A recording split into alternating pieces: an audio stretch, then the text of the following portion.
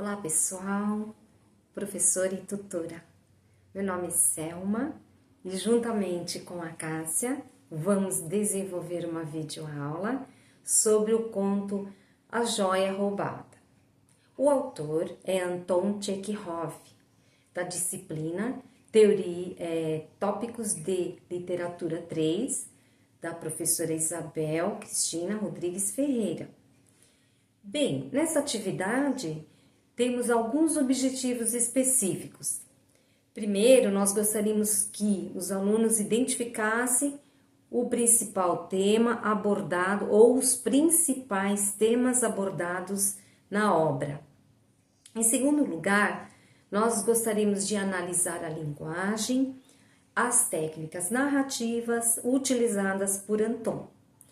Promover a discussão em grupos sobre as interpretações do texto e também estimular a expressão escrita por meio de atividades de produção textual. Bem, para iniciarmos a aula, nós vamos apresentarmos um pouquinho do autor e da obra.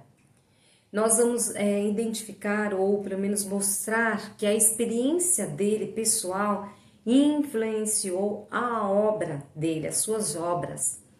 Também para isso, em sala de aula, utilizaríamos também o quadro negro, né, ou quadro branco, para listar os principais temas que são explorados, né, por esse autor, né? Então vamos lá. Nessa primeira parte, vamos falar sobre o autor e em seguida sobre o conto. Dando início à atividade, vamos falar um pouquinho sobre o autor. Bem, esse autor, o Anton Chekhov, ele nasceu no século XIX e faleceu em 1904 no século XX. Assim, além da sua carreira como escritor, e conhecido pelos seus inúmeros contos, além das suas peças teatrais, foi um grande contista, dramaturgo e também era médico. Aliás, trabalhou boa parte da vida como na medicina, exercendo a medicina, né? Os textos desse autor, eles fazem parte do realismo russo. As suas obras são caracterizadas pelo antirromantismo e pelo monólogo interior. Além dos contos, as suas peças de teatro, como a Gaivota, são bastante conhecidas. Algumas características assim bem fortes em Anton como representante do realismo russo são a riqueza de detalhes, né? O antirromantismo, realismo social, a ausência total de idealizações, trama complexa, perspectiva irônica, caráter filosófico, fatos cotidianos, monólogo interior e linguagem objetiva. Bem, nesse momento, gostaríamos de ouvir quais os prováveis ladrões do conto. Vamos falar um pouco mais sobre o tema. Quem é o provável ladrão? Quando? Onde? Quais? Havia mais de um? Quem que roubou o quê? Bem, antes de iniciarmos a leitura do texto, faríamos também mais algumas perguntas retóricas. Do que se trata o texto? Bem, o título já dá o indicativo. A joia roubada. Mas quem roubou a joia? Quando? Vamos falar mais um pouquinho sobre o tema. Quem é o provável ladrão? Por quê? Quando, né? Durante o conto, os personagens vão aparecendo aos pouquinhos, vão mostrando aos pouquinhos a que vieram, o que eles tinham para oferecer, características psicológicas, né, sociológicas e familiares, né? Como o texto é um pouco extenso, nós vamos resumir um pouquinho, né? E em poucas palavras, ok? Bem, A Joia Roubada é um conto, como já falei, do escritor russo Anton Chekhov. Acredito que é essa a pronúncia.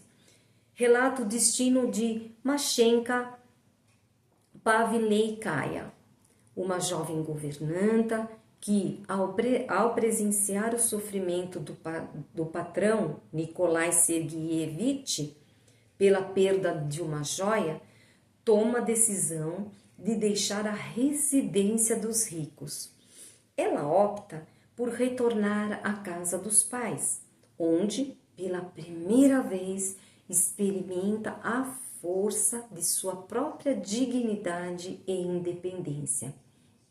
Esse conto, ele é muito rico, porque ele faz um levantamento de personagens, né?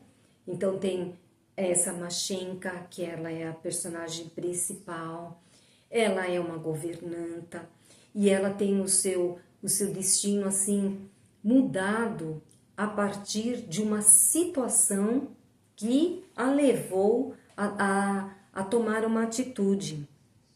Ela não tinha até então em mente de sair da casa de seus patrões. Para ela já estava lá, ela já estava ambientalizada, ela já sabia de tudo, mas como que funcionava a casa, como que era o temperamento da patroa. Porém, ela teve um choque consigo quando ela foi assim indiciada, eu diria, né? Ou pelo menos pensaram que ela podia ser a provável ladra de uma joia. E ela ficou muito ofendida, porque por mais que ela tivesse num status social abaixo dos seus patrões, ela não teria coragem de agir dessa forma. Porém, ela disse que ela não podia ter feito aquilo, que ela não fez aquilo. Só que um clima de desconfiança na hora do jantar deixou a Mashenka muito chateada. Ela se levantou, foi para o quarto, ali ela já começa a recolher as roupas dela, as coisas dela, ela já começa, já em tom de despedida, a se ajeitar para ir embora. Mas surpreendida pelo patrão, o patrão vai e se revela, até a gente leva um susto, né? Porque você não tá, o que menos se espera é que o próprio patrão estaria envolvido, né? Então, eu acredito que nesse momento o Anton ele consegue levar o leitor a pensar em outras possibilidades, mas jamais no próprio patrão. Qual seria o motivo do patrão ter essa atitude? O que leva a Mashenka a tomar uma atitude de sair, de romper com aquela situação, com aquele padrão, é justamente uma desconfiança. Ela não podia aceitar na sua concepção pessoal que ela teria feito algo errado, sendo que ela não aceitou. Eu não fiz isso e eu não vou assumir isto. E ela rompe com esse padrão. Mas o que é rico, né, nesse conto de Anton é que ele ele faz um levantamento da patroa, do patrão, dos empregados, das moças que moravam lá, as filhas. Então ele faz de um jeito que você, o leitor, fica pensando: nossa, quem será que teria a coragem de fazer isto, né? E ele prende a sua atenção. Apesar de ser um pouquinho extenso, ele prende a sua atenção porque ele faz você ir até o final para você descobrir quem que era o autor daquela sandice de roubar uma joia. E ela teve a coragem de se levantar contra os padrões, mesmo ela precisando trabalhar, mesmo ela precisando ter um local de residência, né, de se manter, ela toma uma decisão de romper com aquilo que estava sendo imposto para ela. E ela decide que ela vai embora, retornar para a casa de seus pais e lá dar continuidade à sua vida. Então, Com isso, nós despertamos nos alunos, numa produção textual, várias vertentes, né? Levando o nosso aluno a pensar, né? Quem que podia, levantando dados, quem que fez aquilo, por que que seria, por que seria o motivo, quem teria interesse em fazer isso, e principalmente a atitude dessa Mashenka, dessa governanta. Ela era uma jovem moça, ela era solteira e ela era trabalhadora, honesta, digna, mas ela, diante de uma situação, ela foi impulsionada para tomar uma atitude de manter a sua essência, que era a honestidade. Então, essa ética, esses pontos éticos que foram trabalhados, né, nesse conto, ele faz o aluno pensar e buscar argumentos, né, se eles reescreverem esse texto como uma atividade, eles quais os pressupostos que a Mashenka ela poderia ter feito, né, elencar mesmo, né, quais as atitudes que ela poderia ter adotado diante de uma injustiça, de uma provável injustiça. Então, o Anton, ele conseguiu, assim, fazer um levantamento ético mais aprofundado de um histórico, né, de uma burguesia, né, da classe mais serviçal, né, baixa, com a burguesia.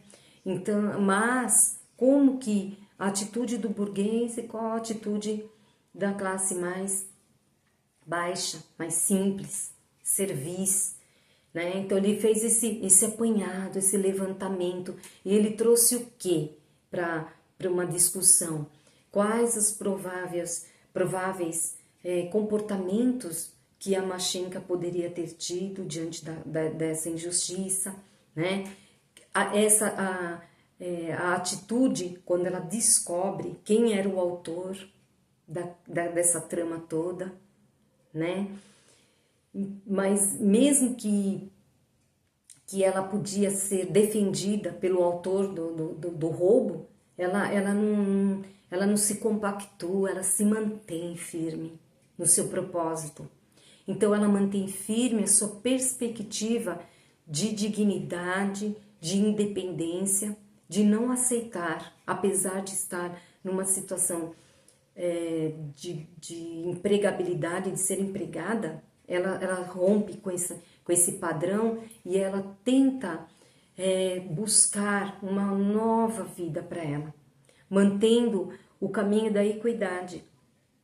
Eu vejo nesse trabalhar com esses jovens, trabalhar a questão ética, né? A questão de valor de juízo, né? Que as pessoas fazem, né? Em relação às coisas que nós ouvimos, né? De pegarmos algo que não é nosso, como nós agimos, se devolvemos, se nós ocultamos, pegamos para nós, não é de ninguém, é meu. Então, essa questão, né? Eu acho que pensamos que trabalhar com essas questões levam o aluno a pensar atitudes e comportamentos usualmente corretos e os não corretos. Então, esse texto, ele traz uma riqueza de detalhes e entendemos que, pelo fato dele ser médico, ele tinha uma sensibilidade, uma humanização bem mais profunda mesmo, né? Ele conseguiu ver na protagonista algo muito mais sensível, muito mais realista, né? Ela não romantizou ou se compactuou com o erro, ela rompeu. Então, esse trabalho desse autor, ele é muito rico, com muitas vertentes de pensamento, levantamentos psicológicos, né? Atitudes que muitas vezes elas se transformam em coisas boas ou ruins.